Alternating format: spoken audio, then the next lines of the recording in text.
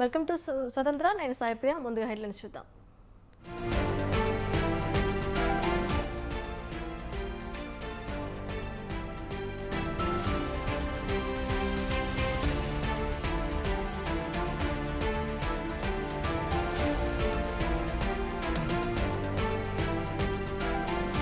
ప్రశ్నించే వారిపై కేసుల, నిరుద్యోగ సమస్యలపై కాంగ్రెస్ కి చిత్తశుద్ధి లేదన్న హరీష్ రావు.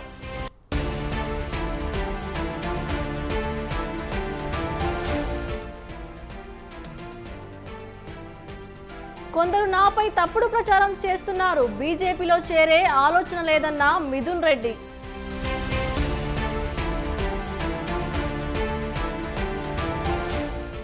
కేసీఆర్ కి రేవంత్ కి తేడా లేదు, కాంగ్రెస్ హామీలను నిలబెట్టుకోలేదన్న కిషన్ రెడ్డి.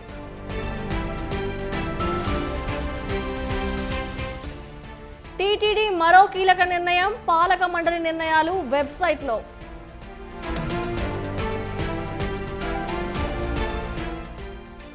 భారత ఆర్మీ చీఫ్ ఉపేంద్ర ద్వివేది 30వ ఆర్మీ చీఫ్ గా బాధ్యతల స్వీకరణ.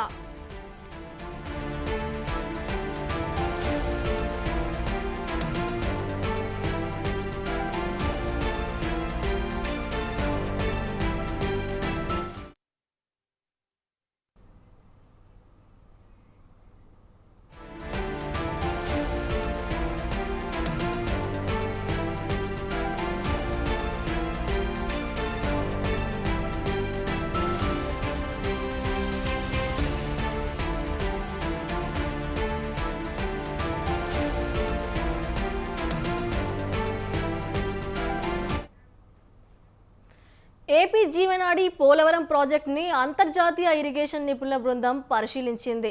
అమెరికా, కెనడా నుంచి వచ్చిన 4 నిపుణులు పోలవరం ప్రాజెక్టు వద్దకు చేరుకొని అక్కడి పరిసరాలను పరిశీలించి అధికారులతో మాట్లాడారు. అమెరికా నుంచి David P Paul, Gian Franco Di Cisco, Canada నుంచి Richard Doncelli and Sean H Berger హాజరయ్యారు.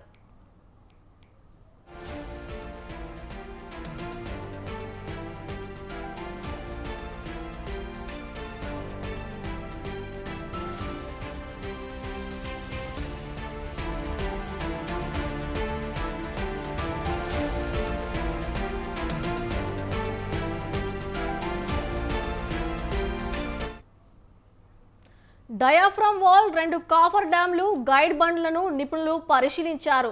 ప్రాజెక్టు డిజైన్ల నుంచి నేటి పరిస్థితి వరకు సమగ్ర అధ్యయనం చేశారు. జూలై 3 వరకు ప్రాజెక్ట్ సైట్లో పనులను నిపుణులు పరిశీలిస్తారు. అనంతరం కేంద్ర రాష్ట్ర జలవనరుల శాఖ అధికారులు, నిర్మాణ సంస్థలతో కలిసి సమీక్ష నిర్వహించనున్నారు.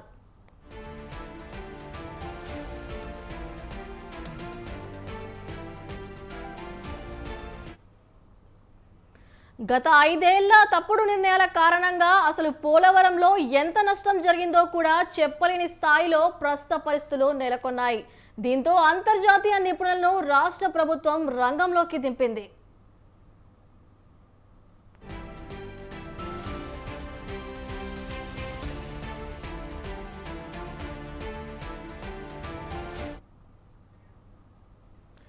బొగ్గు గనుల వేలాన్ని రాష్ట్ర ప్రభుత్వం వ్యతిరేకించలేదని మాజీ మంత్రి జగదీష్ రెడ్డి అన్నారు. విద్యుత్ రంగం ప్రైవేటీకరణకు ఇది మొదటి అడుగు అని చెప్పారు. రాబోయే రోజుల్లో సబ్సిడీలన్నీ నిలిచిపోతాయని తెలిపారు. ప్రధాని మోడీ కనుసన్నల్లోనే ఈ నిర్ణయం జరిగిందని చెప్పారు. విద్యుత్ బిల్లుల వసూలు ప్రైవేట్ కంపెనీలకు అప్పగించనున్నారని మండిపడ్డారు. ప్రైవేట్ వ్యక్తుల చేతికి విద్యుత్ బిల్లుల వసూలు ప్రక్రియ చేస్తున్నారని ధ్వజమెత్తారు. రేవంత్ రెడ్డి గారి ప్రభుత్వం, ఇది కేంద్ర ప్రభుత్వం మోడీ కనుసన్నల్లో వారి విధానాలను పూర్తిగా వీరు తీసుకొని అవలంబిస్తూ ఇక్కడ అమల్లోకి తీసుకొస్తూ చేసిన చర్యనే ఇది. అది అదాని గారికి ఇచ్చినా, ఇంకోరికి ఇచ్చినా, ఎవరికి ఇచ్చినా ప్రైవేట్ కంపెనీలకు ఇవ్వడం అనేదే, ప్రైవేట్ వ్యక్తులకు ఇవ్వడం అనేదే ఇది తప్పుడు చర్య. ఇది ఎట్టి పరిస్థితుల్లో కూడా ఒక్కసారి ప్రైవేట్ కంపెనీని కనుక మనం రాణిస్తే, అలో చేస్తే తెలంగాణ ప్రజలకి అది దారుణమైన దెబ్బ జరుగుతుంది, నష్టం జరుగుతుంది. కాబట్టి దీనిపైన ప్రభుత్వం వెంటనే స్పష్టం చేయాలి. రేవంత్ రెడ్డి గారి ప్రభుత్వం ఇది కేంద్ర ప్రభుత్వం మోడీ కనుసన్నల్లో వారి విధానాలను పూర్తిగా వీరు తీసుకొని అవలంబిస్తూ ఇక్కడ అమల్లోకి తీసుకొస్తూ చేసిన చర్యనే ఇది. అది అదాని గారికి ఇచ్చినా ఇంకోరికి ఇచ్చినా ఎవరికి ఇచ్చినా ప్రైవేట్ కంపెనీలకు ఇవ్వడం అనేదే, ప్రైవేట్ వ్యక్తులకు ఇవ్వడం అనేదే ఇది తప్పుడు చర్య. ఇది ఎట్టి పరిస్థితుల్లో కూడా ఒక్కసారి ప్రైవేట్ కంపెనీని కనుక మనం రాణిస్తే అలో చేస్తే తెలంగాణ ప్రజలకి అది దారుణమైన దెబ్బ జరుగుతుంది, నష్టం జరుగుతుంది. కాబట్టి దీనిపైన ప్రభుత్వం వెంటనే స్పష్టం చేయాలి. రేవంత్ రెడ్డి గారి ప్రభుత్వం ఎన్నికల ఫలితాల తర్వాత వైసీపీ కార్యకర్తలను తీవ్ర ఇబ్బందులకు గురి చేస్తున్నారని ఎంపీ మిథున్ రెడ్డి అన్నారు. వైసీపీ నేతల ఆస్తుల ధ్వంసం చేస్తున్నారని, ఇల్లులు కూల్స్తున్నారని నిప్పులు చెరిగారు. మిథున్ రెడ్డి పొంగనూరులో కార్యకర్తల సమావేశం నిర్వహించేందుకు సిద్ధమయ్యారు. అయితే అనుమతి లేదంటూ వైసీపీ ఎంపీని పోలీసులు అడ్డుకున్నారు. బయటకు వెళ్లకుండా ఆయనను హౌస్ అరెస్ట్ చేశారు. తమ వారిని పరామర్శించేందుకు వెళ్తున్న తనను అడ్డగిస్తున్నారని ఎంపీ మిథున్ రెడ్డి ఫైర్ అయ్యారు. పోలీసుల తీరుపై లోక్సభ స్పీకర్కు ఫిర్యాదు చేస్తారని చెప్పారు. 40% మంది వైసీపీకి ఓటు వేశారని, వీరి అందరిపై కూడా దాడులు చేస్తారా అని ప్రశ్నించారు. అధికారం శాశ్వతం కాదు, ప్రతి కార్యకర్తకు మేము అండగా ఉంటామని తెలిపారు.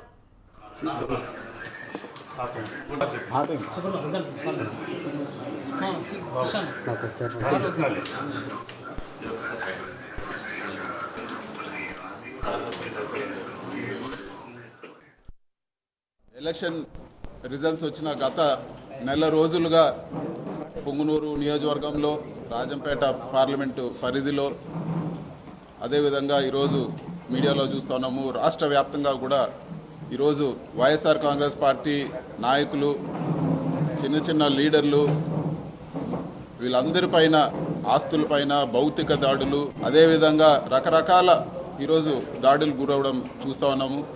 ఇది చాలా దారుణమైన పరిస్థితి. మరీ ముఖ్యంగా పొంగునూరు నియోజకవర్గంలో ఎప్పుడూ లేని కొత్త సంస్కృతికి ఈరోజు తెరలేపుతా ఉన్నారు. జేసీబీలు, ఎక్స్క్వేటర్లు తీసుకొచ్చి పేదోళ్ళు వాళ్ళు కష్టపడి వాళ్ళ జీవితాంతం సంపాదించి చిన్న చిన్న ఇల్లులు, చిన్న సింగిల్ బెడ్రూమ్ ఇల్లు, చిన్న ఇల్లులు కూడా అవన్నీ కూడా జేసీబీలతో కూల్చేయడము, వాళ్ళ ఆస్తులన్నీ కూడా ధ్వంసం చేయడము, ఎక్కడో ఫ్యాక్షన్ నియోజకవర్గాల్లో చేసినట్లు చెట్లు, మామిడి చెట్లు అన్నీ కూడా వందలాది మామిడి చెట్లు, కాపుకొచ్చిన మామిడి చెట్లు అన్నీ కూడా నరికేయడము, ఈరోజు పొంగునూరు నియోజకవర్గంలో కానీ కోడూరు నియోజకవర్గంలో కానీ ఇవన్నీ కూడా ఒక మంచి సంస్కృతి కాదని చెప్పి కూడా నేను తెలియజేస్తా ఉన్నాను. తమ భూములను దౌర్జన్యంగా లాక్కునేందుకు యత్నిస్తున్నారని ఆరోపిస్తున్నారు సూర్యాపేట జిల్లా నరసింహాపురం రైతులు. ఆకుపాముల గ్రామ రెవెన్యూ శివారులో తమ పూర్వీకుల కాలం నుంచి భూములు సాగు చేసుకుంటున్నామన్న బాధితులు కుటుంబ అవసరాల కోసం తనఖా పెట్టి అప్పు తీసుకున్నట్టు తెలిపారు. అయితే తమ గ్రామానికి చెందిన ఓ కుటుంబం తమ భూముల్లో అక్రమంగా ప్రవేశించి సాగుకు యత్నిస్తున్నారని వాపోయారు. వారిపై తక్షణమే చర్యలు తీసుకొని తమకు న్యాయం చేయాలని డిమాండ్ చేస్తున్నారు.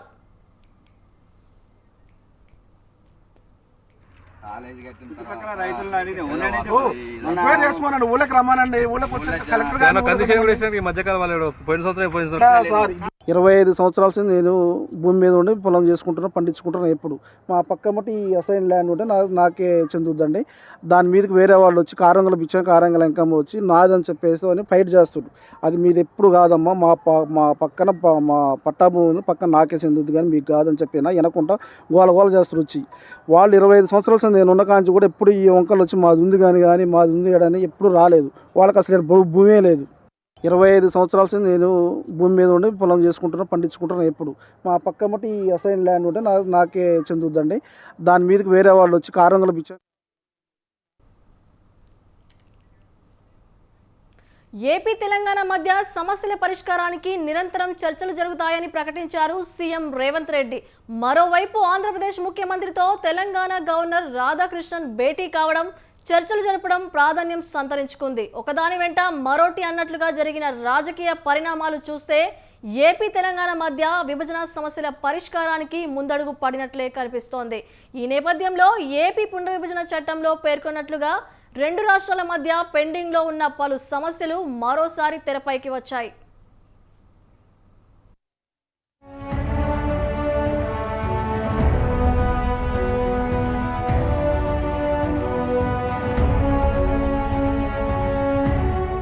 ఉమ్మడి ఆంధ్రప్రదేశ్ కాస్త ఏపీ తెలంగాణగా విడిపోయి 10 ఏళ్లయింది.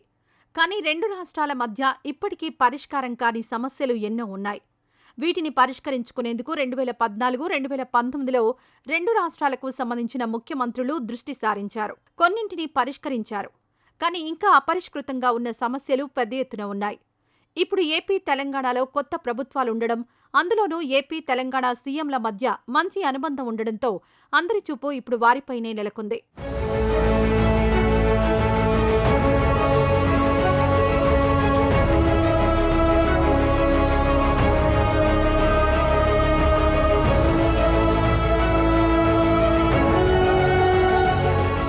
ఇందుకు తగ్గట్లుగానే తెలంగాణ సీఎం రేవంత్ రెడ్డి ఢిల్లీలో చేసిన వ్యాఖ్యలున్నాయి అన్న వాదన వినిపిస్తోంది.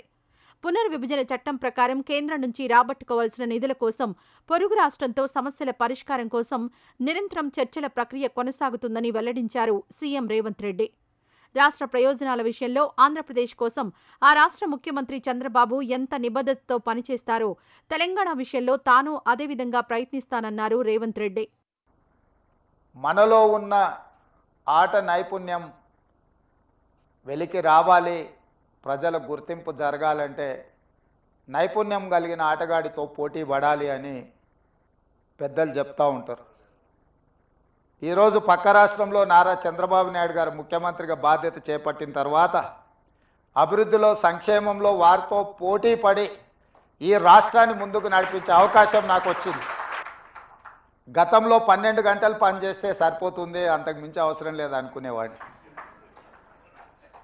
కానీ ఇప్పుడు వారు 18 గంటలు పనిచేస్తే నేను 12 గంటలతో సరిపెడితే కుదరదు. కాబట్టి మా అధికారులకు, మా సహచరులకు మనం కూడా 18 గంటలు పని చేయాల్సిందే.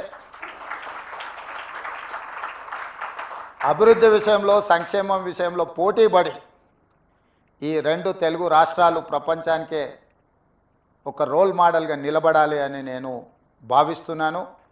ఆ దిశగా మా ఆలోచన, మా విధానాలు, మా నిర్ణయం ఉంటుంది. సీఎం రేవంత్ రెడ్డి ఢిల్లీలో ఇలాంటి వ్యాఖ్యలు చేసిన కొన్ని గంటల్లోనే తెలంగాణ గవర్నర్ రాధాకృష్ణన్ అమరావతి వెళ్లి ఏపీ సీఎం చంద్రబాబు నాయుడుతో భేటీ కావడం ప్రాధాన్యం సంతరించుకుంది. ఈ సందర్భంగా రెండు తెలుగు రాష్ట్రాల మధ్య ఇంకా అపరిష్కృతంగా ఉన్న విభజన సమస్యలు, పెండింగ్ అంశాలపై చర్చ జరిగినట్లు ప్రచారం సాగుతోంది.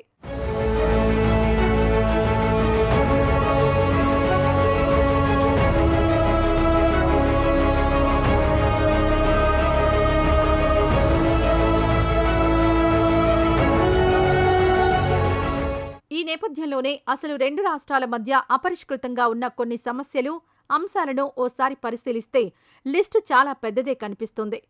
ప్రధానంగా విభజన చట్టంలోని షెడ్యూల్ 9, షెడ్యూల్ 10లో పేర్కొన్న వివిధ సంస్థలు, కార్పొరేషన్ల విభజన ఇంకా పూర్తి కాలేదు. ఇందుకు ప్రధాన కారణం పలు అంశాలపై ఇరు రాష్ట్ర ప్రభుత్వాల మధ్య ఏకాభిప్రాయం లేకపోవడమేనని చెప్పాలి. ఏపీ ప్రభుత్వ పునర్విభజన చట్టం ప్రకారం 89 ప్రభుత్వ కంపెనీలు, కార్పొరేషన్లను 9వ షెడ్యూల్లో పొందుపరిచారు. వాటిలో ఆంధ్రప్రదేశ్ రాష్ట్ర విత్తనాల అభివృద్ధి కార్పొరేషన్, ఆంధ్రప్రదేశ్ రాష్ట్ర వ్యవసాయ పారిశ్రామిక అభివృద్ధి కార్పొరేషన్, ఆంధ్రప్రదేశ్ గిడ్డంగుల కార్పొరేషన్ వంటి ప్రభుత్వ ఆధ్వర్యంలోని కంపెనీలు, కార్పొరేషన్లు ఉన్నాయి.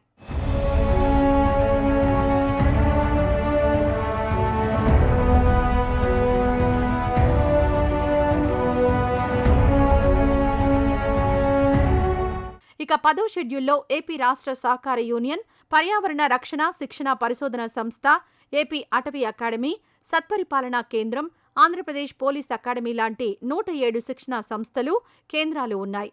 రిటైర్డ్ అధికారి షీలా బిడే సారథ్యంలోని నిపుణుల కమిటీ షెడ్యూల్ 9, 10 సంస్థల విభజనపై సిఫారసు చేసినా ఇప్పటికీ అవి అపరిష్కృతంగానే ఉన్నాయి.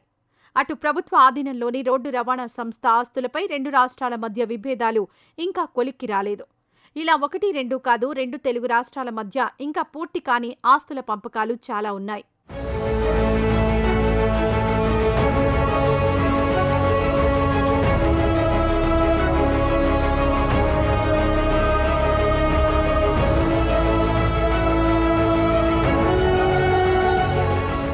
ఇప్పటికే రేవంత్ రెడ్డి నుంచి విభజన సమస్యల పరిష్కారానికి ముందడుగు పడడం, తెలంగాణ గవర్నర్ స్వయంగా సీఎం చంద్రబాబుతో భేటీ కావడం, అటు చంద్రబాబు నుంచి సానుకూల సంకేతాలు రావడంతో రాబోయే రోజుల్లో ఈ దిశగా మరిన్ని చర్యలుంటాయని భావిస్తున్నారు.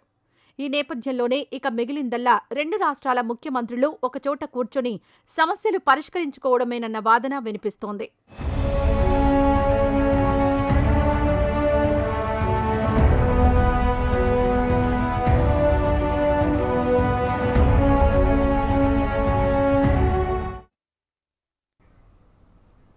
హైదరాబాద్ రామంతపూర్లో ఎస్బీఐ బ్రాంచ్లో ఘోర మోసం బయటపడింది.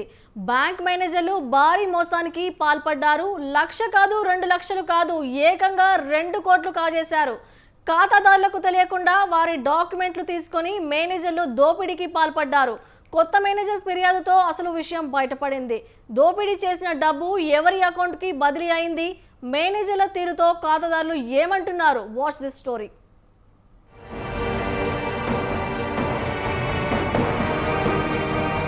కంచే చేను మేసినట్లు ఉంది ఓ బ్యాంక్ మేనేజర్ పరిస్థితి. తాను పనిచేస్తున్న బ్యాంకునే మోసం చేసి కోట్లాది రూపాయలు తన అకౌంట్లోకి మళ్లించుకున్నాడు. గతంలో షేక్ సైదులు, గంగమల్లయ్యలు హైదరాబాద్ రామంతపూర్ ఎస్బీఐ బ్రాంచ్లో బ్యాంక్ మేనేజర్లుగా పనిచేశారు. ఈ నేపథ్యంలోనే వారు ఖాతాదారులకు తెలియకుండా 2.80 కోట్ల రూపాయలు కాజేశారు. సంబంధిత ఖాతాదారులకు తెలియకుండా డాక్యుమెంట్లు ఫోర్జరీ చేసి వాటితో లోన్కు అప్లై చేశారు. ఒక్కరు కాదు, ఇద్దరు కాదు, ఏకంగా 19 మంది పేర్లపై లోన్లు తీసుకున్నారు. అనంతరం లోన్ అమౌంట్ను భార్య, కొడుకు ఖాతాలకు బదిలీ చేసుకున్నారు.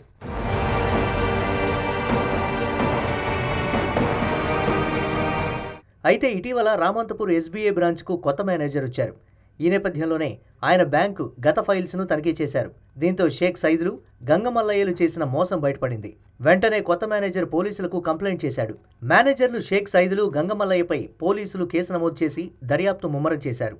ఈ విషయం తెలుసుకున్న మేనేజర్ షేక్ సైదులు, అతడి భార్య సుష్మా, కొడుకు పీరయ్య పరారీ అయ్యారు. మరో మేనేజర్ గంగమల్లయ్య కూడా పరారీలో ఉండడంతో పోలీసులు గాలించి ఇద్దరిని అదుపులోకి తీసుకుని రిమాండ్కి తరలించారు.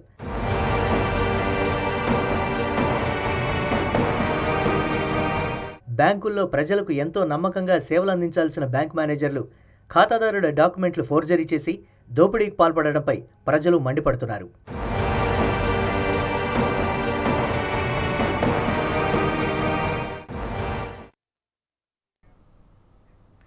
Prevention is better than cure. అడుసు తొక్క నేల, కాలు కడగ నేల. ఇలా నీతి సూత్రాలు ఏ భాషలో ఎవరు చెప్పినా ఆ మంచిని ఆచరించాల్సిన ఆవశ్యకత ఎంతైనా ఉంటుంది. ఈ జాగ్రత్తలు సైబర్ నేరాల విషయంలో మరింత తీసుకోవాల్సి ఉంది. సైబర్ నేరగాళ్ల కహానీలు, బెదిరింపులపై అప్రమత్తంగా ఉండాలి. ఎందుకంటే సైబర్ మోసగాళ్లను పట్టుకోవడం పోలీసులకు చాలా కష్టతరంగా ఉంది. తాజాగా హైదరాబాద్లో సాఫ్ట్వేర్ ఉద్యోగి సైబర్ మోసగాళ్ల వలకు చిక్కిన కథా సుఖాంతం అవ్వడం అదృష్టం.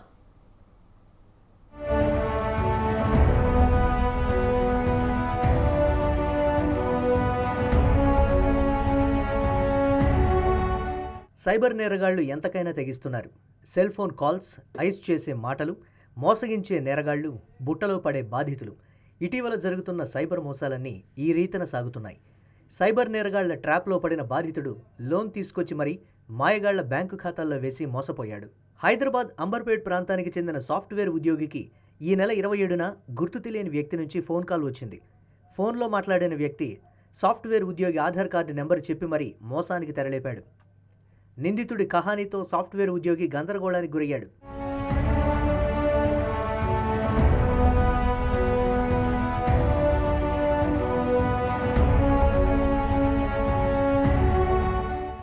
సైబర్ మోసగాడు సాఫ్ట్వేర్ ఉద్యోగికి ఫోన్ చేసి, మీ ఆధార్ నెంబర్తో ఓ డ్రగ్ పార్సిల్ ముంబై నుంచి ఇరాన్కు వెళ్తోంది. దానిని ఫెడెక్స్ కొరియర్ ద్వారా పంపిస్తున్నారు. వాటిని ముంబై పోలీసులు సీజ్ చేశారని సైబర్ కేటుగాడు పాపం ఆ ఉద్యోగిని తెగ బెదరగొట్టేశాడు. ఇప్పుడు మీ పేరు మీద కేసు నమోదైంది, ముంబై పోలీసులు అరెస్ట్ చేస్తారని భయపెట్టేశారు. వెంటనే మీరు స్కైప్ కాల్లోకి వస్తే మిమ్మల్ని విచారించాల్సి ఉందని ఉక్కిరిబిక్కిరి చేశారు.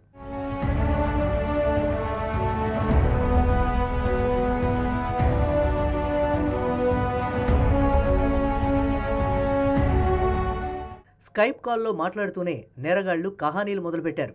తాము తెలిపిన సొమ్మును మీ ఖాతా నుంచి మాకు ట్రాన్స్ఫర్ చేస్తే పరిశీలన అనంతరం తిరిగి మీకు పంపిస్తామని ఏవో పొంతనలేని మాటలు చెప్పారు. అయితే అప్పటికే అయోమయానికి గురైన సాఫ్ట్వేర్ ఉద్యోగి ముందు వెనుక ఆలోచించకుండా వాళ్ళు చెప్పినట్లు చేసేశాడు. లోన్ తీసుకొచ్చి మరి నేరగాడి బ్యాంకు ఖాతాలో సొమ్ము వేసేశాడు. అయితే చివరకు మోసం గ్రహించిన ఆ ఉద్యోగి ఈ నెల 27వ తేదీ సాయంత్రం సిసిఎస్ సైబర్ క్రైమ్ పోలీస్ స్టేషన్కు వచ్చి కంప్లైంట్ చేశాడు. ఈ ఫిర్యాదు అందుకున్న హైదరాబాద్ సైబర్ క్రైమ్ పోలీసులు వేగంగా స్పందించారు. దీంతో సాఫ్ట్వేర్ ఉద్యోగి సేఫ్ జోన్లో పడ్డాడు.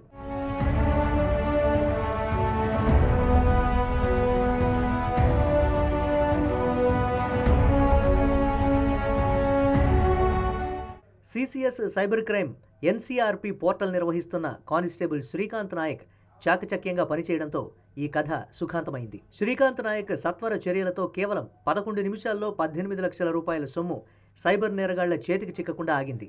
బ్యాంక్ అధికారులు వెంటనే చర్యలు తీసుకుని ఖాతాలను స్తంభింపజేశారు. విషయం గ్రహించిన వెంటనే కానిస్టేబుల్ శ్రీకాంత్ నాయక్ బ్యాంక్ అధికారులకు సమాచారం ఇచ్చాడు. అనంతరం ఎన్సీఆర్పీ పోర్టల్లో వివరాలను నమోదు చేసి సుమారు 7 గంటల సమయంలో బాధితుడి బ్యాంకు ఖాతా నుంచి సైబర్ నేరగాళ్ల ఖాతాలకు వెళ్లకుండా నిలిపివేశాడు. ఇలా మొత్తం 11 నిమిషాల్లో 18 లక్షలు ఖాతాలోనే ఉండిపోవడంతో పోలీసులు బాధితుడు ఊపిరి పీల్చుకున్నారు. వాటిని తిరిగి బాధితుడికి పోలీసులు ప్రక్రియ ద్వారా అందజేయనున్నారు.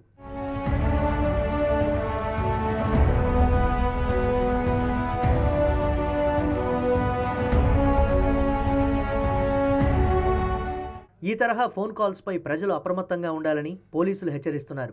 విచారణ, దర్యాప్తు వివరాల గురించి పోలీసులు ఎప్పుడు ఫోన్ కాల్స్ చేయరని, నగదు బ్యాంకు ఖాతాల్లో జమ చేయమని వాట్సాప్లు, స్కైప్ కాల్స్ పోలీసులు చేయరని పోలీస్ శాఖ ఉన్నతాధికారులు తెలియజేస్తున్నారు. ఇలా ఎవరైనా ఫోన్స్ చేస్తే అది సైబర్ మోసగాళ్ల పనే అని గుర్తుంచుకోవాలని తెలిపారు. ఆ తరహా ఫోన్లకు ఆన్సర్ ఇవ్వద్దని, వచ్చిన ఫోన్ నెంబర్ వివరాలు పోలీసులకు ఫిర్యాదు చేయాలని పోలీసు ఉన్నతాధికారులు చెబుతున్నారు. 0 అవర్ని ఉపయోగించుకోవాలని బాధితులకు పోలీసులు సూచిస్తున్నారు.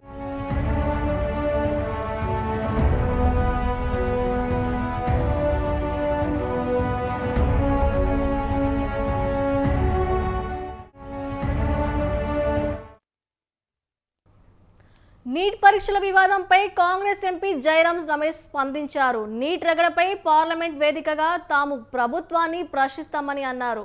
ఈ ఎన్టీఏ ఏం చేస్తుందనే విషయంపై తమ డిమాండ్లను లోక్సభ, రాజ్యసభ ముందుంచుతామని చెప్పారు. అన్ని పరీక్షలను ఎన్టీఏ ప్రైవేట్ కంపెనీల ద్వారా నిర్వహిస్తోందని, స్కామ్లు ఎక్కడి నుంచి వెలుగు చూస్తున్నాయో గమనించాలని అన్నారు.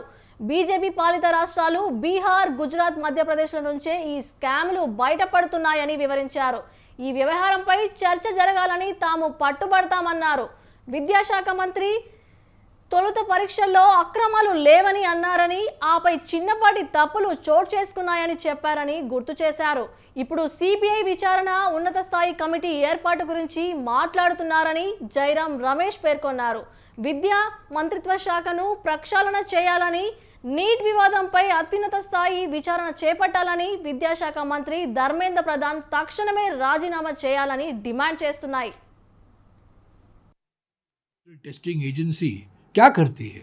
सभी निजी कंपनियों द्वारा टेस्ट कराती है. इसमें ही घोटाले कहाँ से निकले हैं? बिहार, गुजरात, मध्य प्रदेश, यहीं से तो निकले हैं. ये तो बीजेपी शासित देश है. तो इस पर चर्चा होगी. और अभी पार्लियामेंट का सत्र और 3 दिन बाकी है. इसमें सिर्फ राष्ट्रपति के भाषण पर जो मोशन ऑफ थैंक्स है उस पर ही चर्चा होगा. अगले सत्र में हम चाहते हैं कि जो विधेयक है जो बिहार सरकार ने मांग की है, जेडीयू ने मांग की है, उस पर कार्रवाई करें हमारे नॉन बायोलॉजिकल प्रधानमंत्री. पहले कंफ्यूजन तो फैला रहे हैं हमारे शिक्षा मंत्री. पहले कहते हैं कुछ नहीं है, छोटी मोटी बात है. बाद में सीबीआई की जांच की बात करते हैं, उच्च स्तरीय समिति का गठन करते हैं. इस्तीफा मांग रहे हैं हम शिक्षा मंत्री का, उनकी लापरवाही का. ये सब तो देखिए, नीट ये सिर्फ नीट का मामला नहीं है, नेट का भी मामला है, यूजीसी का मामला है, एनसीईआरटी का मामला है, सारे संस्थाओं का मामला है जो शिक्षा मंत्रालय के द्वारा चलाया जा रहा है. एनटीए भी शिक्षा मंत्रालय का एक संस्था है, हालांकि वो सारी अपनी कार्रवाई निजी कंपनियों द्वारा कराती है. और ये निजी कंपनी कौन है, इसके मालिक कौन है, इनका बैकग्राउंड क्या है, किसी को पता नहीं. तो हम तो ये मांग कर रहे हैं कि शिक्षा मंत्री का इस्तीफा लिया जाए. ये एनटीए, नेशनल टेस्टिंग एजेंसी क्या करती है? सभी निजी कंपनियों द्वारा टेस्ट कराती है. इसमें ही घोटाले कहाँ से निकले हैं? बिहार, गुजरात, मध्य प्रदेश, यहीं से तो निकले हैं ये तो। ఇండియన్ ఆర్మీ చీఫ్గా జనరల్ ఉపేంద్ర ద్వివేది బాధ్యతలు స్వీకరించారు. 2022 మే నుంచి ఆర్మీ చీఫ్గా ఉన్న జనరల్ మనోజ్ పాండే పదవి విరమణ చేయడంతో ఆయన స్థానాన్ని భర్తీ చేశారు. జనరల్ ఉపేంద్ర ద్వివేది దీనికి ముందు ఆర్మీ స్టాఫ్ వైస్ చీఫ్గా ఉన్నారు. పరమ విశిష్ట సేవా పథకం, అతి విశిష్ట సేవా పథకం, 3 general officer commanding incharge commendation కార్డులను ఆయన అందుకున్నారు.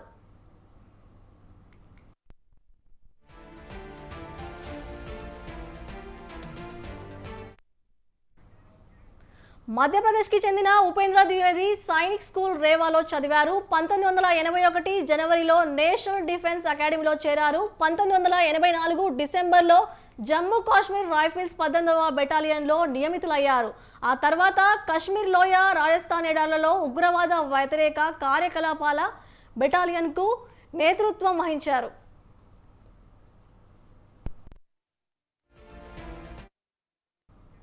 మరోవైపు inspector general Assam Rifles sector కమాండర్గా తీవ్రవాద వ్యతిరేక కార్యకలాపాలలో ఉపేంద్ర ద్వివేది విశేష కార్యకలాపాల సేవలు అందించారు.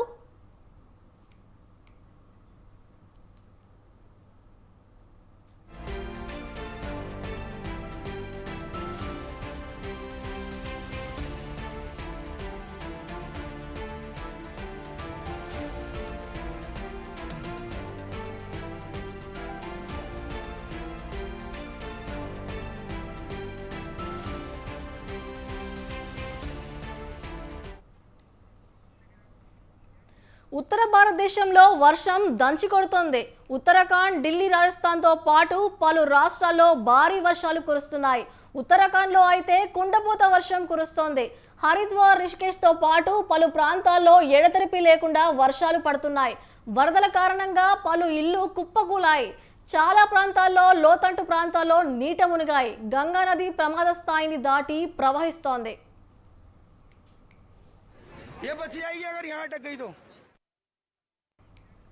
దేశవ్యాప్తంగా రుతుపవనాలు చురుకుగా కదులుతున్నాయి. రుతుపవనాల ఉత్తర భారత్లోని జైస్మలేరు, చురు, భివానీ, ఢిల్లీ, అలీగర్, హార్దోయ్, మొరాదాబాద్, ఉనా, పఠాన్కోట్, జమ్మూ మీదుగా కొనసాగుతోంది. నైరుతి రుతుపవనాలు పశ్చిమ రాజస్థాన్, హర్యానా, చండీగఢ్, పంజాబ్లోని మరికొన్ని ప్రాంతాలకు, పశ్చిమ ఉత్తరప్రదేశ్, హిమాచల్ ప్రదేశ్, జమ్మూలోని మిగిలిన ప్రాంతాలకు వచ్చే 2-3 రోజుల్లో పరిస్థితులు అనుకూలంగా ఉన్నాయని ఐఎండీ తెలిపింది.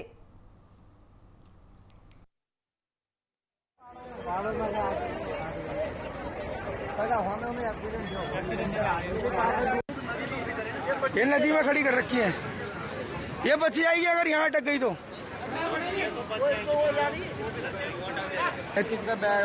वो भी गया रेड़ा, मैं कहा था बहन चो नदी आ सकती है। इस गाड़ी में से पीछे का शीशा तोड़ के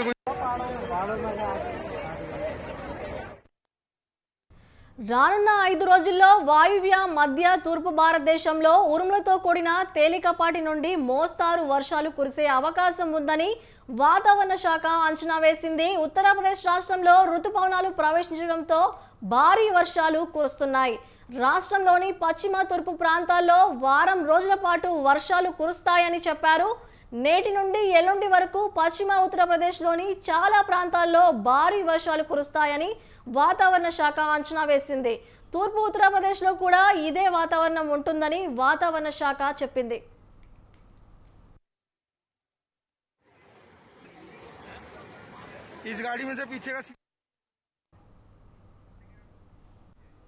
ఇవి ఇప్పటివరకు అప్డేట్స్. Stay tuned.